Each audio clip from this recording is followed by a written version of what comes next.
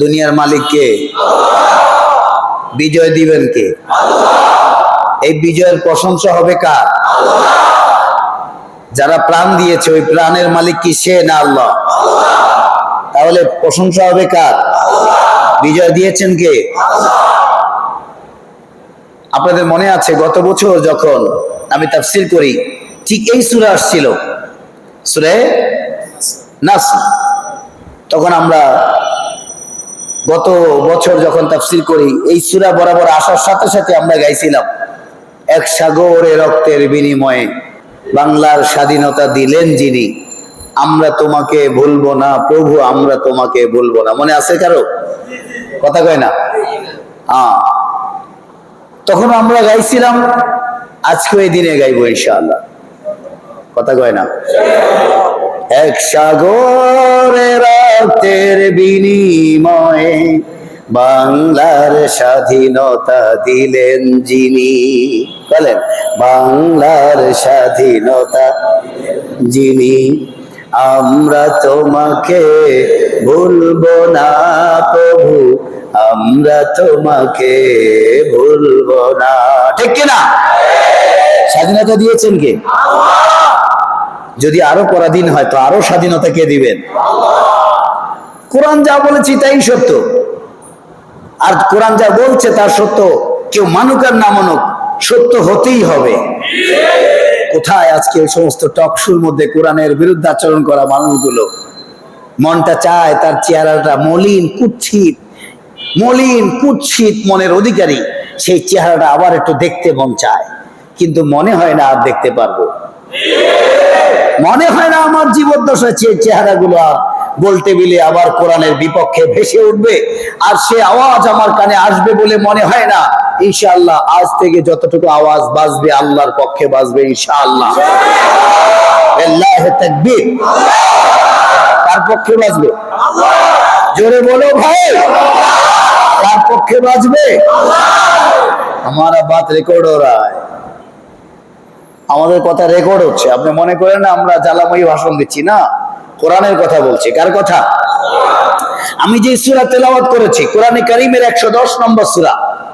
কত নম্বর সূরা? আরো জোরে।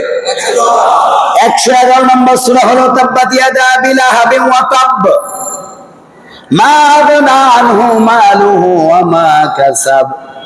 নামটা উচ্চারণ করার সাথে সাথে লোকটারে আপনারা চিনছেন কি চিনেন নাই? কথা কয় না। নামটা উচ্চারণ করার সাথে সাথে লোকটার পরিচয় আপনারা বুঝতে পেরেছেন কি পারেন নাই? কথা কয় না। নাম কি? আরো জোরে। আপনারা তো ছোটখাটো মালানা সব, মাশাআল্লাহ। অনেক মুন্সি সাহেব তো ধাপ করে কইতে পারে না। এর আগের সূরার নাম সূরা কাফিরুন। قل يا أيها الكافرون لا أعبد ما تعبدون। আগের সূরা সূরা কাফিরুন, পরের সূরার নাম সূরা লাহাব। এই দুই সূরা, মাঝখানের সূরার নাম সূরা নসর, সাহায্যের সূরা। আগের সূরা সূরা কাফিরুন, কাফের সমূহ। পরের সূরা হলো সূরা লাহাব, তাব্বাত ইয়াদা আবি লাহাবিন ওয়া তাব। লাহাব রাসূলের সবচেয়ে বড় দুশমন, কাফেরও সবচেয়ে বড় দুশমন। কথা কয় না। মাঝখানে বিজয়। মাঝখানে কি? আরেকটু পিছনে যাইতে হবে। ألم نشرح لك صدرك بسم الله الرحمن الرحيم ألم نشرح لك صدرك ووضعنا عنك وزرك الذي أنقض ظهرك ورفعنا لك ذكرك فإن مع عسري يسرا إن مع العسر يسرا فإذا فرغت فانصب وإلى ربك فارغب صدقت يا رب العالمين তার কয়েকটা আগে সূরা সূরার সিরিয়াল হিসেবে 94 নম্বর সূরা আলাম নাশরাহ। এই সূরার মধ্যে আল্লাহ পাক বলেছেন প্রত্যেক দুই কষ্টের মাঝে এক শান্তি আছে, প্রত্যেক দুই শান্তির মাঝে এক কষ্ট আছে। কথা কয় না? দুই কষ্টের মাঝে, জোরে বলেন, দুই কষ্টের মাঝে আর দুই শান্তির মাঝে। তাহলে জালেমের জুলুমের পরে যেটা আসে সেটা আসে ন্যায় বিচার। কথা বলে না? জুলুমের পরে কি আসে? জুলুমের পরে কি আসে? ন্যায় বিচার। যখন ভাল লাগে না তখন আল্লাহ জালেম পাঠায় দেয়। আর জালেম যখন জালেমের জুলুম করতে করতে করতে করতে করতে করতে যখন মাজলুমের আসমানে চলে যায়, আল্লাহ পাক তখন ন্যায় বিচার পাঠায় দেন। ওয়াজআল লানা মিন লাদুনকা ওয়ালিয়া ওয়াজআল লানা মিন লাদুনকা নাসীরা। আল্লাহ পাক শিখায় দিচ্ছে যে এইভাবে দোয়া করবা। বন্ধুরা আমার, তাহলে আমরা প্রথম সূরা দেখেছি সূরা কাফিরুন, মাঝখানে যে সূরা তেলাওয়াত করেছে সূরা নাসর। নাসর শব্দ অর্থ সাহায্য। এরপরে সূরা হলো সূরা তাব্বাত ইয়াদা আবি লাহাব। এই সূরা নাসরের সাথে তাব্বাত ইয়াদার কাফিরুনের এক ইন্টারনাল রিলেশনশিপ, অভ্যন্তরীণ এক সম্পর্ক আছে যেটা আমরা দূর থেকে দেখতে পাচ্ছি না। এই নসর যদি নাজিল হয় তার পাক্কা 10 বছর আগে। কয় বছর আগে? জোরসে বলো ভাই। তার পাক্কা 10 বছর আগে আল্লাহ পাক আয়াত নাজিল করছেন সূরা লাহাব, তাব্বাত ইয়াদা আবি লাহাব ওয়া তাব্বা। সুবহানাল্লাহ বলবেন না? 10 বছরও বেশি, আরো বেশি। সূরা লাহাব যখন নাজিল হইছে তখন তো রাসূল প্রথম দাওয়াত দেওয়া শুরু করেছেন। তাহলে 10 বছরও আরো বেশি সময়। তাহলে চিন্তা করেন, সূরা নসর নাজিল হয়েছে মক্কা বিজয়ের পরে, 8ম হিজরির পরে সূরা নসর নাজিল হয়। 8ম হিজরির পরে, হিজরতের 8 বছর পার হওয়ার পরে। এইটার সাথে তাব্বাত ইয়াদার সম্পর্ক কি?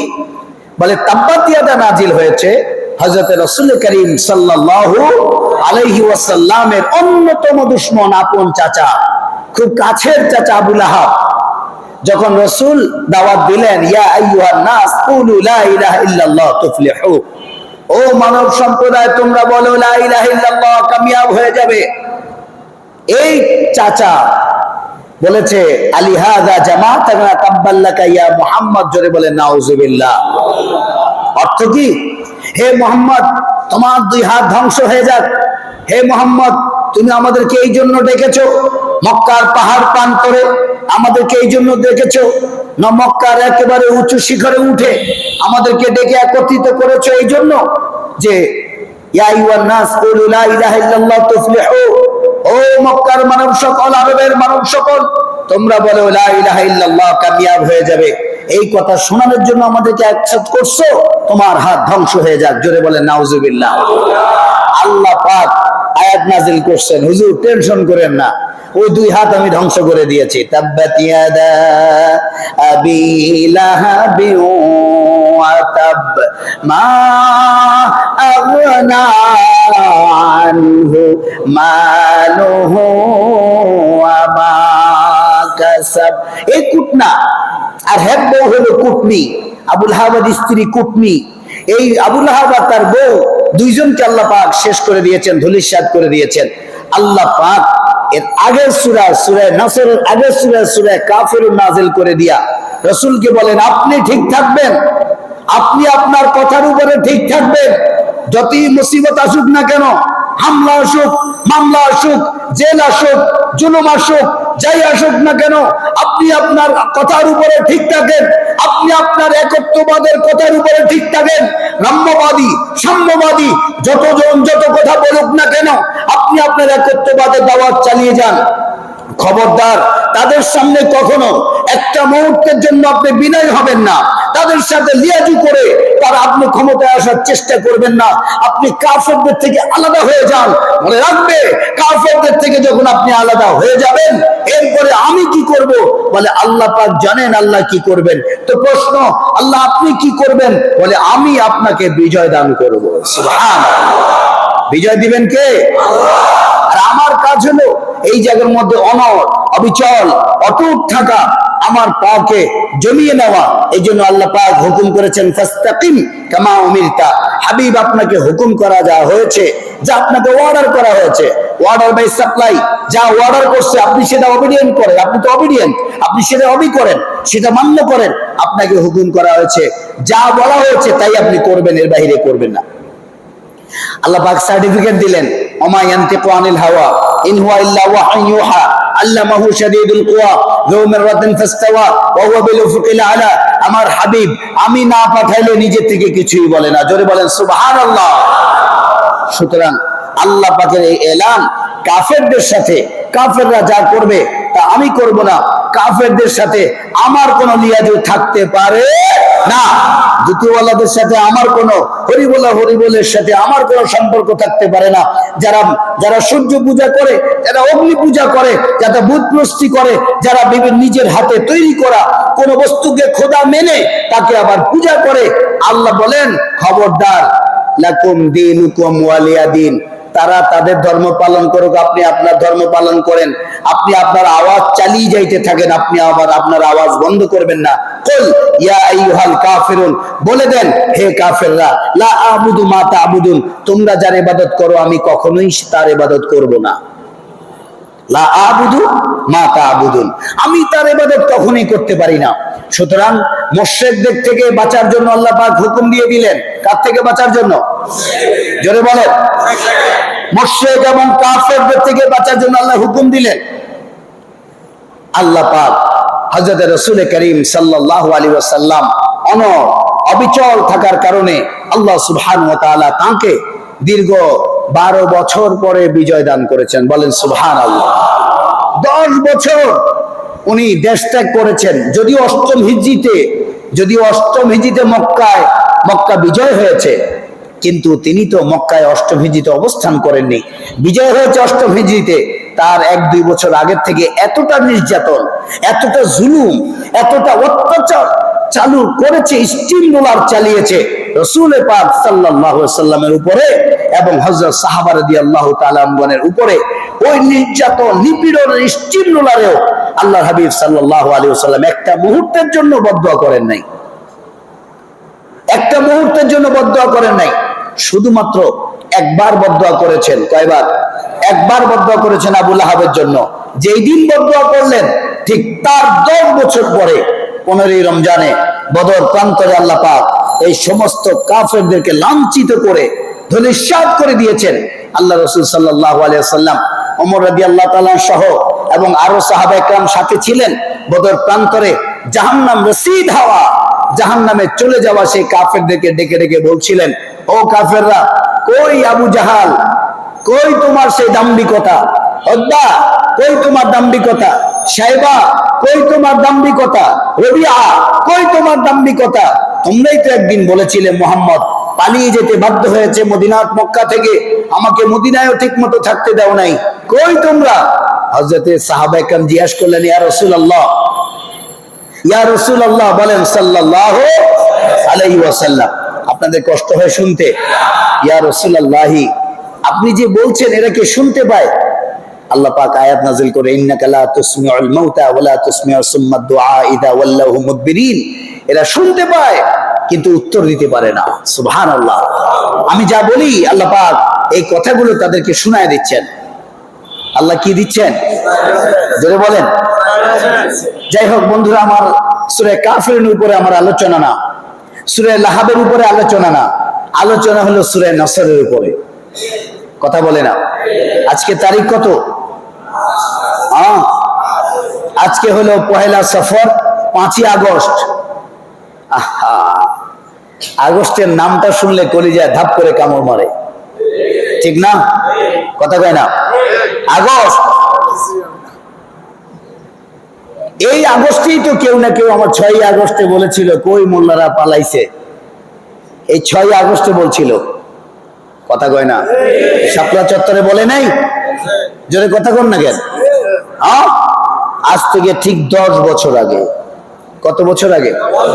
যাই হোক বন্ধুরা আমার, সামনে আসতেছে। তাহলে রাসূল করিম সাল্লাল্লাহু আলাইহি ওয়াসাল্লাম যখন মক্কায় অবস্থান করছেন, হিজরতের 2 বছর না আরো বেশি, আরো আগ থেকে এত কষ্ট দিচ্ছে। হিজরতের 2 বছর আগে তো রাসূলকে জানিয়ে দেওয়া হয়েছে যে যখন ইচ্ছা যে কোনো মুহূর্তে আপনার মদিনা মক্কা ত্যাগ করা লাগতে পারে। হযরত আবু বকর সিদ্দিক রাদিয়াল্লাহু তাআলা আনহুকে আল্লাহর হাবিব সাল্লাল্লাহু আলাইহি ওয়াসাল্লাম জানিয়ে দিলেন, ও আবু বকর, আমার যে কোনো মুহূর্তে মক্কা ত্যাগ করা লাগতে পারে। ওই দিন থেকে সিদ্দিক আকবর রাদিয়াল্লাহু তাআলা সারা রাত্র আর ঘুমান না, দরজার খিড়কিকে নিজের বালিশ বানায়া গোটা রাত্র হেলান দিয়া কাটিয়ে দেয়। এখান থেকে যদি আমি 2 বছর নেই আর হিজরত থেকে 8 বছর নেই, তাহলে 10 বছর। ঠিক 10 বছরের মাথায় আল্লাহ পাক হযরত রাসূল করিম সাল্লাল্লাহু আলাইহি ওয়াসাল্লামের হাতে ওই মক্কা মাতৃভূমি, যেখান থেকে তাকে বিভিন্ন শব্দ বলে, তখন সবই বলতো সবই, এখন বলে রাজাকার, তখন বলতো সবই। সবই ধর্মান্তরিত, যে ধর্মের, যার উপরে ধর্ম আসছে, যিনি ধর্ম নিয়ে আসছেন, তাকে বলে ধর্মান্তরিত। নাউজুবিল্লাহ বলবেন না? যারা ধর্ম পালন করে তারে যদি ধর্মদ্রোহী বলে তো কেমন লাগে? রাসূল করিম সাল্লাল্লাহু আলাইহি ওয়াসাল্লামকে সবই বলে গালি দিয়েছেন। সবই, আনতা সবই ইয়া মুহাম্মদ, জোরে বলে নাউজুবিল্লাহ। এত গালি শোনার পরে হুজুর কোনো জবাব দেন নাই। আল্লাহ পাক প্রত্যেকটা কথার জবাব দিয়েছেন। আজকের দিনের সাথে সেই 1400 বছর আগের নাজিলকৃত সূরা নাসরের সাথে মিলে যায়। আমি বলেছিলাম কিয়ামত পর্যন্ত যতগুলো দৃশ্য দেখতে পাবেন, ওই দৃশ্যের সাথে কোরআনের যে কোনো আয়াতকে মিলাবেন, বিশেষ করে মুক্তাজাই হাল, যে প্রেক্ষাপট, ওই প্রেক্ষাপটের উপরে যে আয়াত নাজিল হয়েছে, সেই আয়াতকে আপনি একত্রিত করে ওই দৃশ্যপটের সাথে মিলায় দেন, তো দেখবেন মনে হলো কেমন যেন 2024 সালে কোরআন নাজিল হয়েছে। আজ থেকে 1400 বছর আগের কোরআন সূরা নাসর আমাদেরকে জানিয়ে দিচ্ছে 2024 সালে 1500 বছর আগের নাজিলকৃত কোরআন আমাদেরকে জানায় দিচ্ছে সূরা নাসর সাহায্য এইভাবে আল্লাহর কাছ থেকে আসে। কথা বলেন ঠিক কিনা? সাহায্য পেতে হলে কিছু জিনিসের প্রয়োজন আছে না নাই? আল্লাহ পাক মক্কায় এত নির্যাতন, নিপীড়ন, স্টিমরোলার চালানোর পরে আল্লাহ সুবহানাহু ওয়া তাআলা মক্কার চাবি তার হাবিব মুহাম্মদ রাসূলুল্লাহ সাল্লাল্লাহু আলাইহি ওয়াসাল্লামের হাতে তুলে দিলেন। আল্লাহ পাক নাজিল করলেন বিসমিল্লাহির রাহমানির রহিম, ইযা জাআ নাসরুল্লাহি ওয়াল ফাth ورأيت الناس يدخلون في دين الله أفواجا فسبح بحمد ربك واستغفر إنه كان توابا সাদাকাল্লাহুল মাওলানাল আযীম। বিদায় হজের পরে আল্লাহ পাক এই সূরা নাজিল করলেন। এই জন্য এটা মাদানিয়া সূরা। মদিনায় থাকা অবস্থায় মক্কা বিজয় হয়েছে, মক্কা বিজয়ের পরে এটা নাজিলের সূরা।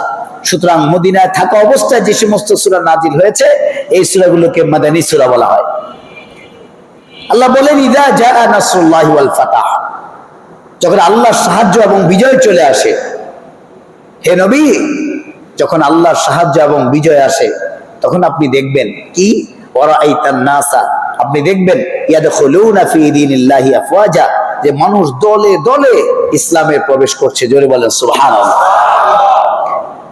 ফাসাব্বিহ। এখন আসেন, এখানে আল্লাহ পাক যে সাহায্যের কথা বলছেন, প্রথম সাহায্য হলো যে দেশান্তরিত করেছে, যারা দেশান্তরিত করেছে, তিনি যে দেশান্তরিত হয়েছে, যে মক্কায় ওনার জন্ম, এই দেশে আমার জন্ম, আমারে যদি বলে পাকিস্তান চলে যা, এই কথাটা কি মানা যায়? যে বলে ও আমার বাচ্চার সমান, কথা কয় না, যে বলে সে আমার বাচ্চার সমান, আশ্চর্য লাগে। আজকে আমাদের সমাজে কিছু শব্দ, আমাদের সমাজে কিছু শব্দ এমন ভাবে প্রচলন করেছে, রাম্যবাদী আর সাম্যবাদীরা, আমাদের মুসলমানরা না বুঝেই সেই শব্দগুলো ব্যবহার করা শুরু করে দিয়েছে। এক নম্বর শব্দ হলো জঙ্গি। প্রথম শব্দ কি?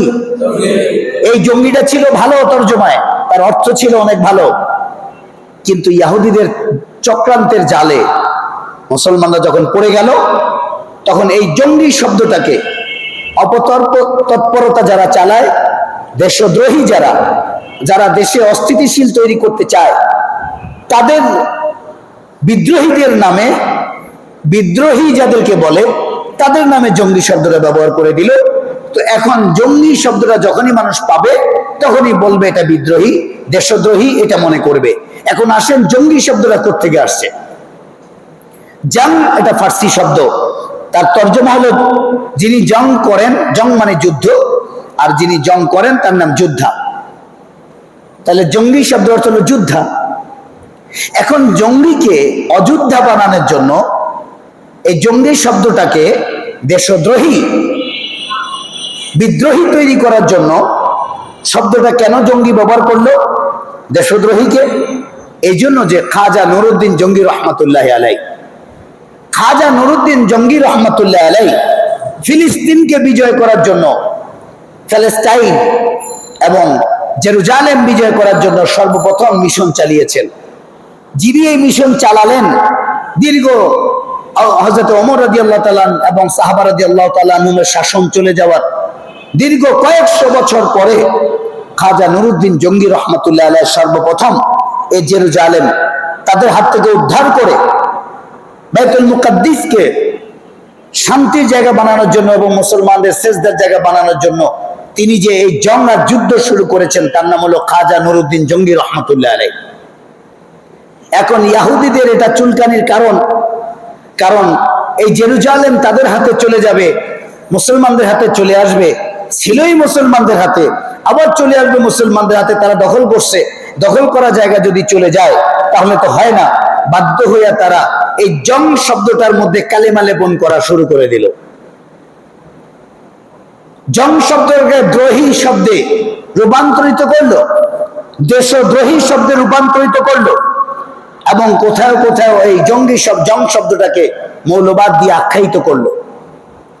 এইভাবে এই কালের শব্দটাকে কালিমা লেপন করার চেষ্টা করে সফল হয়েছে তারা, আমাদেরকে বুঝানোর জন্য যে যারা ইসলামের পক্ষে কথা বলে তারা জঙ্গি, তারা মৌলবাদী। যারা ইসলামের পক্ষে কথা বলবে তারা জঙ্গি, যারা ইসলামের পক্ষে কথা বলবে, জিহাদের পক্ষে কথা বলবে তারা জঙ্গি, যারা ইসলামের পক্ষে কথা বলবে, নামাজ পড়বে, টাকনুর উপরে কাপড় পরবে, সালাম দিবে, তারা মৌলবাদী। এই শব্দগুলো আমাদের মুসলমানদের জবান থেকে বের হয়েছে কি হয় নাই? আপনার সাক্ষী কিনা? যে ঢাকা ইউনিভার্সিটি থেকে আজকের আন্দোলন শুরু হয়েছে, দীর্ঘ সময় আল্লাহ পাক তাদেরকে সফল করেছেন। সেই ঢাকা ইউনিভার্সিটির একজন প্রফেসর বলেছিলেন যে সালাম দেয় আসসালামু আলাইকুম বলে আসসালামু আলাইকুম, যে আসসালামু আলাইকুম বলে টাকনুর উপরে কাপড় পরে তারা মৌলবাদী, তারা জঙ্গি। বলে নাই? আল্লাহ মাফ করুক, জোরে বলেন আমিন। তাহলে এই জঙ্গি শব্দটাকে কালিমা লেপন করে খাস খাস মুসলমান যারা আসলেই ধর্মকে বিশ্বাস করে, ধর্মপ্রাণ মুসলমানদেরকে কালিমা লেপন করার জন্য চেষ্টা করছে। এক নম্বর শব্দ। দ্বিতীয় নম্বর শব্দ মৌলবাদী, মূল যোগ আবাদ মৌলবাদ। এই মৌলবাদ শব্দটাকে কালিমা লেপন করার চেষ্টা করছে। অর্থাৎ যে যে বিষয়ে একেবারে গোড়ার থেকে বিশ্বাসী হয় তার নাম মৌলবাদ। একেবারে গোড়ার থেকে নিচ থেকে বিশ্বাসী হয়ে উঠে, ফান্ডামেন্টাল যার মজবুত হয়, মূল যোগাবাদ, তার নাম মৌলবাদ। সন্ধি বিচ্ছেদ করলে এইভাবেই পাওয়া যায়। এই শব্দটাকে কালেমা লেপন করছে ধর্মান্ধ, তারপরে ইত্যাদি ইত্যাদি শব্দ বলে আমাদেরকে মৌলবাদী কালেমা লেপন করার চেষ্টা করছে, এবং তারা সফল হয়েছে। কিছু কিছু ছেলেদেরকে, আমাদের মুসলমানদেরকে বুঝাতে তারা সক্ষম হয়েছে। এরপরে আরেকটা বিষয় শব্দ বোঝানোর জন্য তারা সক্ষম হয়েছে, স্বাধীনতা বিরোধী শক্তি। কথা কন। সেদিন একজন বললেন স্বাধীনতা বিরোধী শক্তি দুই প্রকার। এক প্রকার হলো যে তখন জন্মগ্রহণ করছে, তো স্বাধীনতা বিরোধী শক্তিকে যে এক সময় ওই সময় স্বাধীনতার বিরুদ্ধাচরণ করছে, আর হলো যে নাকি মানসিকভাবে মনে মনে মানসিকভাবে টেন্ডেন্সিগত ভাবে সে ওইটাকে অবিশ্বাস করে, স্বাধীনতাকে বিশ্বাস করে না, সে এই কিভাবে মনস্তাত্ত্বিক ভাবে সে হলো স্বাধীনতা বিরোধী। এখন আপনি বলেন, স্বাধীনতার সময় যে থাকে না, ছিল না, জন্ম হয় নাই, সে যদি স্বাধীনতা বিরোধী মনস্তাত্ত্বিক ভাবে হইতে পারে, তাহলে কাফেরও তো মনস্তাত্ত্বিক ভাবে হইতে পারে। কথা বলেন না কেন? কাফের মনস্তাত্ত্বিক ভাবে হইতে পারে কি পারে না? একজন দেখতে মুসলমান কিন্তু সে ভিতরে মানসিকতা পোষণ করে কাফেরদের মতো, তাহলে আমি বলবো সেও তো মনে কাফের। আর যে নাকি ভিতরে ভিতরে মনে মনে কাফের কুফরি পোষণ করে, দেখতে মুসলমান, কোরআনের ভাষায় তার নাম মুনাফিক। কথা বলে না? কোরআনের ভাষায় তার নাম কি? আমরা মুনাফিক সম্পর্কে সূরা বাকারায় আলোচনা শুনছিলাম, ধারাবাহিক তাফসীর চলছিল, ধারাবাহিকতার সাথে আমাদের চলছিল, কিন্তু আজকের প্রেক্ষাপট অনুযায়ী আমাদের এই সূরা আলোচনা করতে হলো, যদিও আমাদের এই তাফসীর চলে গিয়েছে আলহামদুলিল্লাহ। বন্ধুরা আমার, এই কয়েকটা শব্দ দিয়া ঘায়েল করার চেষ্টা করলেও জালেমের জুলুম বেশিক্ষণ টিকে না। আল্লাহর সাহায্য যখন চলে আসে, তখন আল্লাহ পাক তার বান্দাদেরকে এমন সাহায্য করেন, তাদের অশান্তি অন্তরের মধ্যে শান্তি ফিরিয়ে দেন। জোরে বলেন সুবহানাল্লাহ। মক্কার স্টিম, মদিনার মক্কার স্টিম রোলার সম্পর্কে কি বলবো? সুমাইয়া রাদিয়াল্লাহু তাআলা আনহার শাহাদাত সম্পর্কে আপনাদেরকে কি জানাবো, কি বলবো? হযরতে বিলাল হাবশী রাদিয়াল্লাহু তাআলা আনহু বুকের উপরে একেবারে দুদু মরুভূমি, 65 ডিগ্রি সেলসিয়াস তাপমাত্রা অথবা 60 ডিগ্রি সেলসিয়াস তাপমাত্রায় এই গরম বালির উপরে হযরতকে বিলালকে শোয়া যখন দৌড় মারছিল আর বুকে পাথর চাপা দিয়ে বলছিল, বিলাল তুমি মুহাম্মাদের সঙ্গ ছেড়ে দাও, আল্লাহকে ভুলে যাও, তখনও বিলাল বলছে আহাদুন আহাদ। জোরে বলেন ঠিক কিনা? তখন বলছে আহাদুন আহাদ। তখন ওমর রাদিয়াল্লাহু তাআলা সহ এমন কোন সাহাবায়ে কেরাম নাই যার উপরে নির্যাতন নিপীড়ন চলে নাই। হযরত আবু বকর সিদ্দিক রাদিয়াল্লাহু তাআলা সম্ভ্রান্ত পরিবারে ছিল। মক্কার মানুষেরা আবু বকরকে সম্মান করত, মদিনার মানুষ আবু বকরকে সম্মান করত, তায়েফের মানুষ আবু বকরকে সম্মান করত, এমনকি সিরিয়ায় যাওয়া আসার সিরিয়ার ব্যবসায়ীরা পর্যন্ত সিদ্দিক আকবরকে সম্মান করত। সকল ব্যবসায়ী পয়েন্টের লোকগুলো আবু বকরকে সম্মান করত। তারপরেও সিদ্দিক আকবর রাদিয়াল্লাহু তাআলা রাসূল করিম সাল্লাল্লাহু আলাইহি ওয়াসাল্লামের পক্ষে কথা বলার কারণে আবু বকর সিদ্দিক রাদিয়াল্লাহু তাআলা এত মার খাইলেন, এত পিটাই খাইলেন। আল্লাহর হাবিব সাল্লাল্লাহু আলাইহি ওয়াসাল্লামকে বাঁচানোর জন্য সিদ্দিক আকবর রাদিয়াল্লাহু তাআলা আনহুর চুলগুলো মুষ্টির সাথে উঠে আসছিল। নাউজুবিল্লাহ বলবেন না? এত মার খাইলেন আবু বকর সিদ্দিক রাদিয়াল্লাহু তাআলা। তখন লোকেরা বলে উঠলো, খবরদার আবু বকরকে এত মারা যাবে না, আবু বকরকে যদি মারো তাহলে কিন্তু আমাদের সিরিয়ায় ব্যবসা বন্ধ হয়ে যাবে। কারণ সে পররাষ্ট্র মন্ত্রণালয়ের এতটা উপকার করছে, আমাদের ব্যবসায়িক কূটনৈতিক সম্পর্ক অন্যান্য দেশের সাথে সম্পর্ক টিকিয়ে রাখার জন্য আবু বকরকে লাগবে, বিশেষ করে ব্যবসায়ী সম্পর্ক টিকিয়ে রাখার জন্য আবু বকরকে লাগবে, এত মারা যাবে না।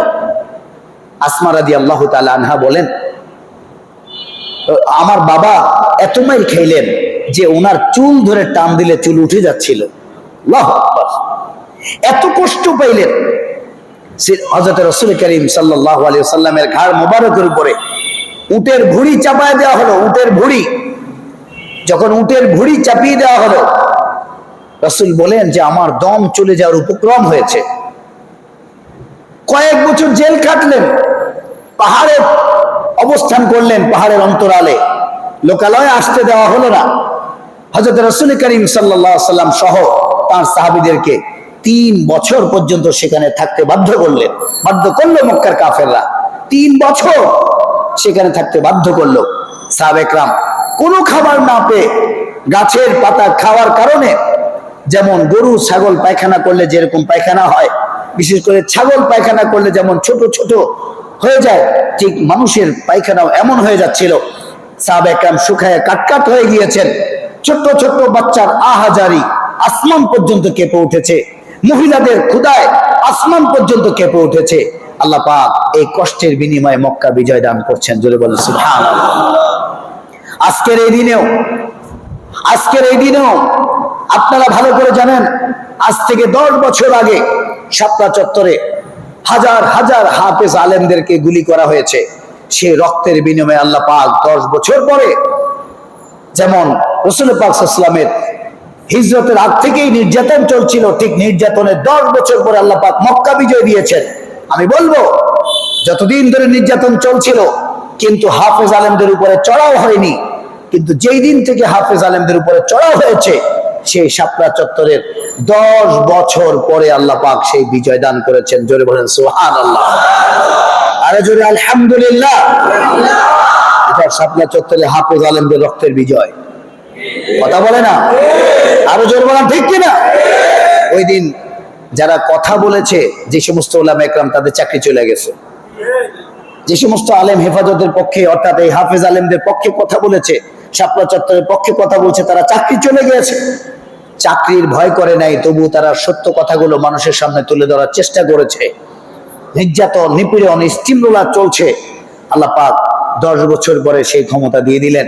আল্লাহ পাক সেই জালেমের পরাজয় ঘটিয়ে দিলেন 10 বছর পরে। যেমন আবু লাহাবের পতন ঘটালেন 10 বছর পরে, উতবার পতন ঘটেছে 10 বছর পরে, আবু জেহেলের পতন ঘটেছে 10 বছর পরে। হারানো ক্ষমতা বাস্তুচ্যুত এবং নিজের মাতৃভূমি ত্যাগ করার 8 বছর পরে আল্লাহ পাক ক্ষমতা দিয়ে আবার ফিরিয়ে দিয়েছেন। ঠিক তেমনি করে এই হাফেজ আলেম হাজার হাজার শত শত হাফেজ আলেমদের রক্তের বিনিময়ে, জেল খাটার বিনিময়ে, কান্নার বিনিময়ে আল্লাহ পাক জালেমের জুলুমকে নিপাতিত করে দিয়েছেন। জোরে বলেন সুবহানাল্লাহ। এটা করছেন কে? আরো জোরে বলেন, জোরে বলেন, এটা করছেন কে? আল্লাহ পাক করছেন। যেদিন মক্কা বিজয় হয়, সাহাবা রাদিয়াল্লাহু তাআলা দলে দলে আসতেন, ঘোষণা দিয়ে দিলেন যে আবু জেহেলের বাড়িতে, আবু সুফিয়ানের বাড়িতে পলাবে সে মুক্ত, যে দরজা বন্ধ করে বসে থাকবে সে মুক্ত, যে অমুক নেতার বাড়িতে, আবু জাহেলের বাড়িতে ঢুকবে সে মুক্ত।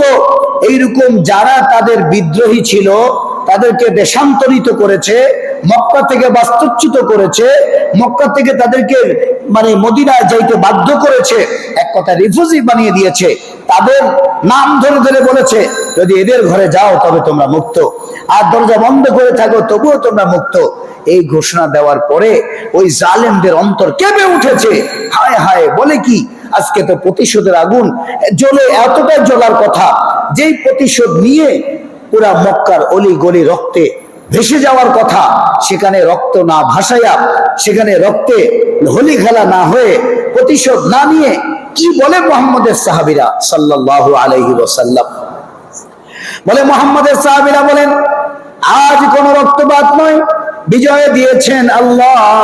হযরত সাহাবা রাদিয়াল্লাহু তাআলা লব্বাইক আল্লাহুম্মা লব্বাইক লব্বাইক লা শারীকা লাক লব্বাইক ইন্নাল হামদা ওয়ান নি'মাতা লাকা ওয়াল মুলক লা শারীকা লাক বলে কাবার চত্বরে তাওয়াফ করছিলেন, আর আল্লাহর দোয়া করছিলেন, আর বারবার দোয়া করতেছিলেন, ওয়া নাসরাল আবদা وهازم الأحزاب وعدا لا إله إلا الله وحده وأنجز وعده ونصر عبده وهازم الأحزاب وعدا الله أكبر।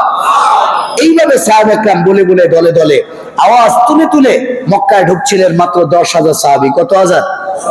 কথা বলেন না, আপনাদের কষ্ট হচ্ছে। এখন দোয়া হবে ইনশাআল্লাহ, কেউ যাবেন না, একটু বসেন। 10,000 সাহাবী এই আওয়াজ দিয়ে দিয়ে লা ইলাহা ইল্লাল্লাহু ওয়াহদা وأنجز وعده ونصر عبده وهزم الأحزاب وحده। এই কথা বলতে বলতে মক্কায় ঢুকলেন, আর ঢোকার পরে লব্বাইক আল্লাহুম্মা লব্বাইক বলে তওয়াফ করতে লাগলেন।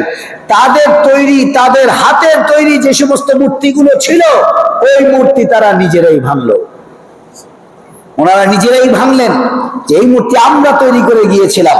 হযরত রাসূল করিম সাল্লাল্লাহু আলাইহি সাল্লামের সোহবতে এসে আজ আমরা আলোর পথ পেয়েছি। যেই মূর্তি তারা তৈরি করেছে সেই মূর্তি তাদের হাতে ভাঙছে। আজ আশ্চর্যের বিষয় ঢাকা ইউনিভার্সিটি সহ বিভিন্ন চত্বরে ঢাকা ইউনিভার্সিটির কলা ফ্যাকাল্টির স্টুডেন্টরাই কিন্তু এই সমস্ত ভাস্কর্যগুলো তৈরি করেছিল।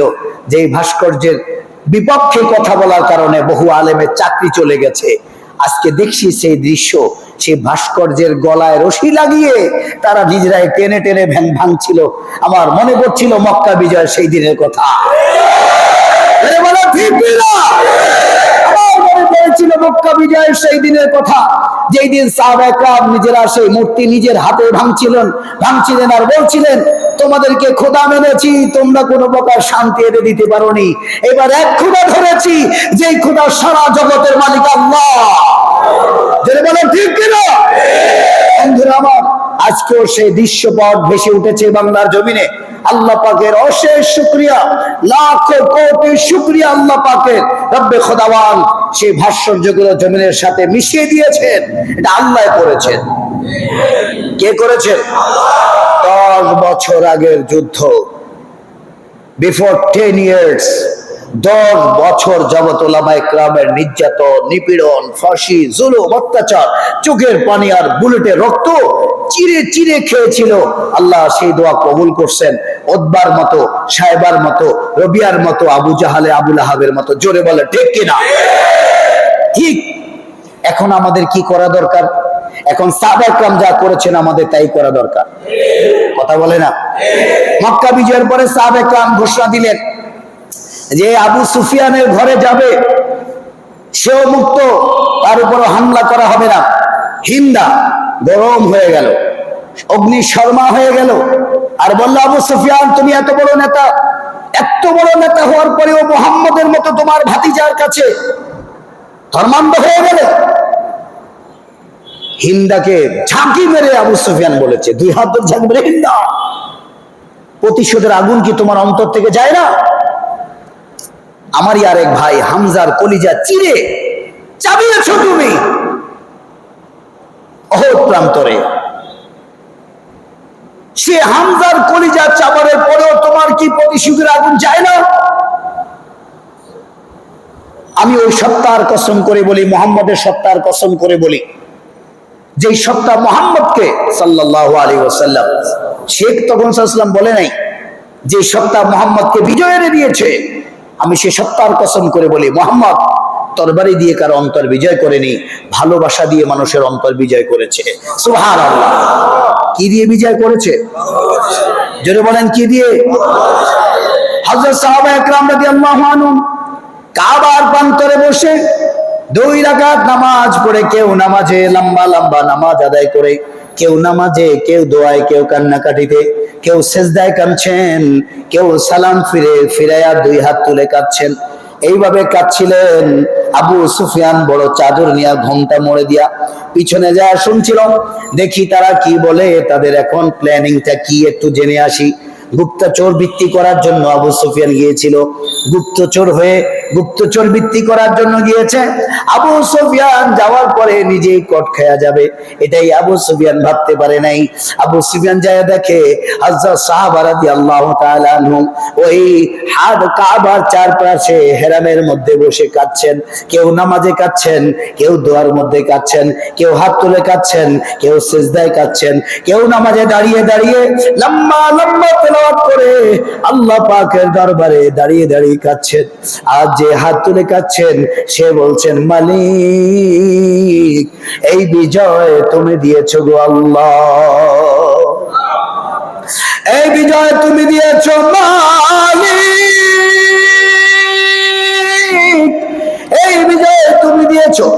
আমরা মুহাম্মদের সাহাবী, অল্প কিছু মানুষ আমরা এই বিজয় কখনো ছিনিয়ে আনতে পারি নাই। এই বিজয় তুমি লা ইলাহা ইল্লাল্লাহর উপরে অটল থাকার কারণে তুমি দিয়েছো গো মালিক। মেহেরবানি করে তুমি আমাদেরকে মাফ করে দাও। হযরত সাহাবায়ে কেরাম রাদিয়াল্লাহু তাআলা আনহুগণের কান্নাকাটি দেখা আবু সুফিয়ানের অন্তর এতটাই বিগলিত হয়ে গেল। আবু সুফিয়ান সাহাবায়ে কেরামের হালত দেখে নিজেই কাঁদতে থাকলেন। অবস্থা দেখা প্রেক্ষাপট অনুযায়ী আবু সুফিয়ান নিজেই কাঁদতে থাকলেন। মনের অজান্তে বললেন, আমাকে তোমরা কেউ মুহাম্মদ আরবীর কাছে নিয়ে যাও, আমাকে মুহাম্মদের কাছে নিয়ে যাও, যদিও সে আমার ভাতিজা। এতদিন পর্যন্ত ভেবেছিলাম মুহাম্মদ রাজত্বের জন্য এই কাজ করে, আজ দেখেছি না রে না, মুহাম্মদ মানুষকে মানুষ বানিয়ে ছেড়েছে। মুহাম্মদ মানুষকে মানুষ বানিয়ে ছেড়েছে। যারা মুহাম্মাদের উত্তরসূরি তার কাছে এই উত্তরসূরিদেরকে দেখে আমি পাগল হয়ে গিয়েছি। আমি আবু সুফিয়ান, আমি হলাম লিডার এই মক্কার। আমার মধ্যেও তো এত সুন্দর আখলাক আর চরিত্র নাই মুহাম্মাদের সাহাবীদের মধ্যে যে চরিত্র। এই ভূমির মালিক তারা, এই ভূমিতে জন্ম তাদের, এই ভূমিতে তার বাবা চাচাদের জন্ম। আমি আবু সুফিয়ান তাদেরকে এই ভূমি থেকে তাড়িয়ে দিয়েছিলাম। আজ তারা ঘোষণা দিয়েছে আবু সুফিয়ানের ঘরে যে আশ্রয় নিবে সে মুক্ত, তার সাথে কোনো যুদ্ধ করা হবে না, তার সাথে কোনো রক্তপাত ঘটানো হবে না, সে মুক্ত, তার কোনো প্রতিশোধ গ্রহণ করা হবে না। এই আখলাক দেখে আবু সুফিয়ান বলে, আমাকে কেউ নিয়ে যাও মুহাম্মদের কাছে, আমাকে নিয়ে যাও।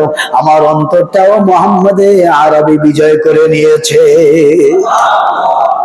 আল্লাহর হাবিব সাল্লাল্লাহু আলাইহি ওয়াসাল্লামের দরবারে যায় আবু সুফিয়ান রাদিয়াল্লাহু তাআলা বলেন, মুহাম্মদ এতদিন পর্যন্ত তোমাকে আমি চিনতে পারিনি, তুমি যদি আমার জামাতা, তুমি আমার ভাতিজা, আমার বয়সে অনেকই ছোট, কিন্তু মুহাম্মদ তোমার এই অবস্থা দেখে তো আমি পাগল হয়ে গেলাম। তোমার সাহাবীদের অবস্থা দেখে আমাকে এতটাই মুগ্ধ করেছে, আমার অন্তরটা এতটাই বিজয় হয়েছে, আমার অন্তরটা এতটাই বিগলিত হয়েছে, আমার জানটা তোমার হাতে তুলে দিতে চাই। হযরত রাসূলুল্লাহ সাল্লাল্লাহু আলাইহি ওয়াসাল্লাম বললেন, ও চাচা আপনি টেনশন করবেন না, আপনাকে কেউ ভয় দেখিয়েছে বলে না, আপনাকে কেউ জোর করিয়েছে বলে না, আপনাকে কেউ বাধ্য করেছে বলে না, ভয়ও দেখায় নাই, জোরও করে নাই, বাধ্য করে নাই। তবে আপনি পড়েন আশহাদু আল্লা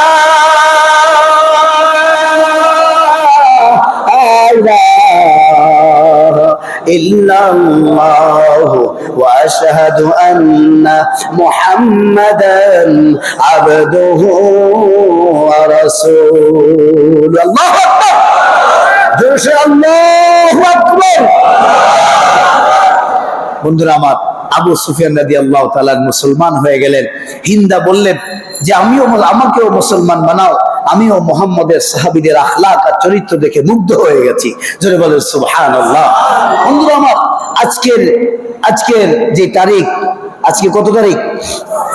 5ই আগস্ট, এখনো শেষ হয় নাই। রাত্র 10টা 3 বাজে। 2024 সাল 5ই আগস্ট। যদিও মনে করিয়ে দেয় আমাদেরকে সেই 6ই আগস্ট, আমাদেরকে মনে করিয়ে দেয়, আমাদের অন্তরে রক্তপাত হয়, তাদের প্রতি সালাম পাঠাইতে মন চায়, সে সমস্ত শহীদদের প্রতি। এবং আজকে যে সমস্ত ছাত্ররা প্রাণ দিয়েছে তাদের মায়েদের জন্য দুঃখ করতে মন চায়। দুঃখ তো হয়, চোখের পানি তো চলে আসে। যেই মা ছেলেকে ঢাকায় পাঠিয়েছে পড়ার জন্য, ওই বাচ্চা যদি শুনে সারা জীবনের লেখাপড়া শেষ করে এখন তো সে চাকরি করবে, ভালো কিছু করবে, সারা জীবনের টাকা পয়সা গুছানো, মুরগি বেচা, ডিম বেচা, নিজের পাটি বুনানো পয়সা, নিজের হাতে চাউল কুদার পয়সা, ঢেকিতে চাউল বাইনা সেই চাউল বিক্রি করে ছেলেরে যে পড়াইছে, পড়িয়েছেন, ওই মা যদি শুনে এই আন্দোলনে ছেলে চলে গেছে দুনিয়া থেকে, এর চেয়ে দুঃখ আর কি হইতে পারে? ওই মাকে আমি কিভাবে সান্ত্বনা দিতে পারি? ওই মাকে আমি কিভাবে সান্ত্বনা দিতে পারি যে ঝুল বারান্দায় দাঁড়িয়েছে, চাচা আর ভাতিজা একসাথে, চাচা গুলি খায়া সে ছোট বাচ্চার মাথার ভিতরে ঢুকে সেই গুলি বেরিয়ে গিয়েছে, কোলেই টলে পড়ে বাচ্চা দুনিয়া থেকে চলে গেছে। ওই ছোট বাচ্চার মাকে আমি কিভাবে সান্ত্বনা দিতে পারি? কিভাবে সান্ত্বনা দিতে পারি ওই সমস্ত যুবক বন্ধুদের যারা বুক পেতে দিয়েছে, তাজা গুলি সেই বুককে ছিদ্র করে নগদের জমিনের মধ্যে লুটে পড়েছে?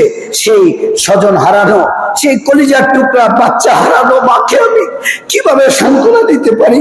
তবে বড় জোর তাদের জন্য 2 ফোঁটা চোখের পানি ফেলে দোয়া করতে পারে। জোরে বলেন ঠিক কিনা? বন্ধুরা আমার, এই রক্ত কখনো বিফলে যায় না। যারা জান দিতে শেখে, যারা প্রাণ দিতে শেখে, যারা মরতে জানে, তাদের কখনো পরাজয় হয় না। আল্লাহ পাক তাদেরকে বিজয় নসিব করে দেন। তাহলে আজকে আমাদের কি কাজ? সাহাবা রাদিয়াল্লাহু তাআলা যে কাজ করেছেন, আমাদের সেই কাজ। আল্লাহ পাক এই বিজয়ের পরে রাসূলকে বললেন, ওয়ারাআইতান নাসা ইয়াদখুলুনা ফি দীনিল্লাহি আফওয়াজা, দেখবেন দলে দলে মানুষ ইসলামের মধ্যে প্রবেশ করছে। এই সূরা নাজিল হওয়ার পরে আল্লাহ পাক পরের আয়াতগুলোতে বলেন, ফাসাব্বিহ বিহামদি রাব্বিক ওয়াস্তাগফির ইন্নাহু কানা তাওয়াবা। এই সূরা নাজিল হওয়ার পরে সাহাবায়ে কেরাম তো উল্লাস করছিলেন, কিন্তু তার মধ্যে 2 জন ব্যক্তি, এক হলো রাসূলের চাচা, আর এক হলো হযরত আবু বকর সিদ্দিক রাদিয়াল্লাহু তাআলা। এই 2 জন কাঁদতেছিলেন। কেউ বলেন, আল ইয়াউমা আকমালতু লাকুম দীনাকুম ওয়া আতমামতু আলাইকুম নি'মাতি ওয়া রাদিতু লাকুমুল ইসলাম দীনা। এই আয়াত মক্কা বিজয়ের সময় নাজিল হয়। যখন এই আয়াত নাজিল হয়েছে, সবাই তো হাসছিলেন, কিন্তু আবু বকর সিদ্দিক কাঁদতেছিলেন। কেউ জিজ্ঞাসা করছে, আবু বকর আপনি কাঁদছেন কেন? বলে, দেখো আল্লাহ পাক এই আয়াত নাজিল করেছেন, আল ইয়াউমা আকমালতু লাকুম দীনাকুম ওয়া আতমামতু আলাইকুম নি'মাতি ওয়া রাদিতু লাকুমুল ইসলাম দীনা। এই আয়াত আমাকে কাঁদাইতেছে এই জন্য, আল্লাহ রাসূল সাল্লাল্লাহু আলাইহি ওয়াসাল্লামকে আল্লাহ পাক এক মিশন দিয়ে দুনিয়াতে পাঠিয়েছেন, মানুষকে মানুষ বানিয়ে দেওয়া, মানুষকে অমানুষত্ব থেকে বের করে, অসুস্থ থেকে বের করে, মানুষকে বিভিন্ন বস্তুর ইবাদত থেকে বের করে আল্লাহ পাকের গোলাম বানিয়ে দেওয়া। আল্লাহ পাক কিছু মিশন তার হাবিবকে দিয়ে এই দেশে, এই জগতে করার জন্য পাঠিয়েছেন। সুতরাং ওই মিশন পুরা হয়ে গেছে। আর মিশন পুরা হয়ে গেলে সেখানে সেনা প্রত্যাহার করে ফেলে, সেই দেশে আর কেউ থাকে না। তাহলে যেই কাজের জন্য পাঠানো হয়, মিশন শেষ হয়ে গেলে তার আর সেখানে থাকার দায়িত্ব থাকে না। আল্লাহর হাবিব সাল্লাল্লাহু আলাইহি সাল্লামের মিশন এই আয়াতের দ্বারা পরিপূর্ণ হয়ে গেছে। আমি দেখতে পাচ্ছি রাসূল চলে যাবেন বলে ইঙ্গিত দেওয়া হয়েছে। সাহাবায়ে কেরাম এই কথা শুনা, আবু বকর তো কাঁদতেছিলেন, আরো সাহাবায়ে কেরাম কাঁদতেছিলেন।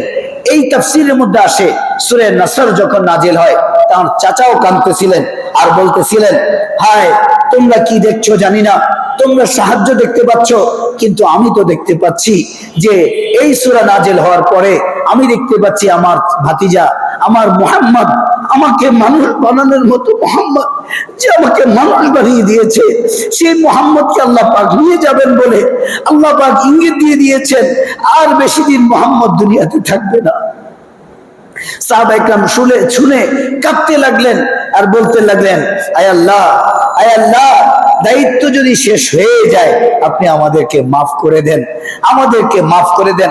তো আল্লাহ পাক সাহাবা রাদিয়াল্লাহু তাআলা আনহুমকে রাসূলের মাধ্যমে এই 4টা তাসবিহ শিখাইলেন যে তোমাদের কাছে সাহায্য এসেছে, এখন তোমরা বিজয় করেছো, এখন তোমাদের কাজ কি? ফাসাব্বিহ, তোমরা তাসবিহ পড়বে, সুবহানাল্লাহ, বলেন কি পড়বে? ফাসাব্বিহ, তোমরা তাসবিহ পড়বে, বিহামদি রাব্বিকা, আল্লাহর প্রশংসা করবে। হে হাবিব, আপনি তাসবিহ পড়েন, বিজয় পেয়ে গেছেন, সাহায্য এসে গেছে, মক্কায় বিজয় হয়ে গেছে, দলে দলে মানুষ ইসলামের দিকে আসছে, এখন আপনার কাজ কি? বলে, আমার কি কাজ? বলে, আপনি তাসবিহ পড়েন, আল্লাহর প্রশংসা করেন, এবং আপনার পিছনে সামনে যদি কোনো ত্রুটি হয়ে থাকে তার জন্য ইস্তেগফার করেন। অবশ্যই আল্লাহ পাক তওবা গ্রহণকারী। বন্ধুরা আমার, আল্লাহ পাক 18 নম্বর পারায় সূরা ফাতহ এর মধ্যে বলেন, ইন্না ফাতাহনা লাকা ফাতহাম মুবিনা লিয়াগফিরা লাকা আল্লাহু মা তাকদ্দামা মিন যামবিকা ওয়া মা তাআখার। আল্লাহু আকবার। সূরা ফাতহার মধ্যে আল্লাহ পাক বলেন ইন্না ফাতাহনা লাকা ফাতহাম মুবিনা। কত পারে সূরা ফাতহ? 26 পারায়। আমি 18 বলেছি, 18 পারা সূরা মুমিনুন। যাই হোক 26তম পারায় সূরা ফাতহ, ইন্না ফাতাহনা লাকা ফাতহাম মুবিনা। জোহরের নামাজের পরে এই সূরা আমল করা, এটা হলো দৈনন্দিন আমল সূরা ফাতহ। যে ব্যক্তি সূরা ফাতহ জোহরের নামাজের পরে আমল করবে, আল্লাহ পাক তাকে চলমান সকল মুসিবত থেকে নাজাত দান করবেন। সুবহানাল্লাহ। এমনকি মামলায় বিজয় করবেন আল্লাহ পাক। শুনে রাখেন, যদি কারো নামে মামলা থাকে এই আমল করেন, আল্লাহ পাক আপনাকে মামলায় বিজয়ী করবেন। যাই হোক বন্ধুরা, আল্লাহ পাক রাসূলের মাধ্যমে সারা দুনিয়ার সকল মুসলমান ইমানদার এবং আল্লাহর হাবিব সাল্লাল্লাহু আলাইহি সাল্লামের সকল বিশ্বাসীগণ, রাসূলকে যারা মানে, রাসূলের সকল উম্মতকে আল্লাহ পাক এই তাসবিহ দিয়েছেন, সুবহানাল্লাহি ওয়া বিহামদিহি আস্তাগফিরুল্লাহ ওয়া আতুবু ইলাইহি। এই চারটা তাসবিহ কোরআনের মাধ্যমে আমরা পেয়েছি। বলেন সুবহানাল্লাহি ওয়া বিহামদিহি আস্তাগফিরুল্লাহ ওয়া আতুবু ইলাইহি। সুবহানাল্লাহি ওয়া বিহামদিহি আস্তাগফিরুল্লাহ ওয়া আতুবু ইলাইহি। এখন আমাদের বিজয় হয়েছে, আপনারা বিজয় করছেন। ছাত্ররা এত কষ্ট করছে, জান দিয়েছে, প্রাণ দিয়েছে, ঘাম দিয়েছে, রক্ত দিয়েছে, বুলেট খেয়েছে। এখন তাদের কাজ হইল বিজয়ের পরে সব বাড়ি ঘর দরজা ভেঙে দেওয়া। কথা কয় না? জোরে বলে, ভেঙে দেওয়া কাজ নাকি ওই রকম করা আমাদের কাজ যেরকম সাহাবা একরাম করেছে? জোরে বলেন ঠিক কিনা? প্রথম কাজ হলো প্রতিশোধ নেওয়া যাবে না, নেওয়া যাবে না, প্রতিশোধ গ্রহণ করব না। কারণ আমরা যদি প্রতিশোধ গ্রহণ না করে মাফ করে দেই, মালিক আমাদেরকে মাফ করে দিবেন। কথা বলে না? আমাদেরকে মাফ করে দিবেন কে? এক নম্বর, ভাঙচুর করা যাবে না। দ্বিতীয় নম্বর, রাষ্ট্রীয় সম্পদ, এটা জনগণের সম্পদ। যারা পালানোর তারা পালিয়েছে, এটা তাদের সম্পদ নয়, বরঞ্চ সমস্ত রাষ্ট্রের প্রত্যেকটা মানুষের সম্পদ। সুতরাং রাস্তা ঘাট, ব্রিজ, কালভার্ট এবং রাষ্ট্রীয় যতগুলো সম্পদ আছে, যার মধ্যে রাষ্ট্রের একটা টাকাও লেগেছে, সেখানে আমার আটানা পয়সা না হলেও আধা পয়সা হলেও সেখানে আছে। কথা বলে না কেন? সেখানে আধা পয়সা হলেও আমার সেখানে আছে। সুতরাং আমার টাকার গড়া জিনিস আমি সেটা ভাঙতে পারি না। সুতরাং এগুলো রাষ্ট্রীয় সম্পদে আমরা আঘাত করব না। এক নম্বর, মাফ করে দিব। রাষ্ট্রীয় সম্পদ লুণ্ঠন, নষ্ট করা, ধ্বংস করা, ধূলিসাৎ করা, মাটির সাথে মিশিয়ে দেওয়া, এগুলো করা যাবে না।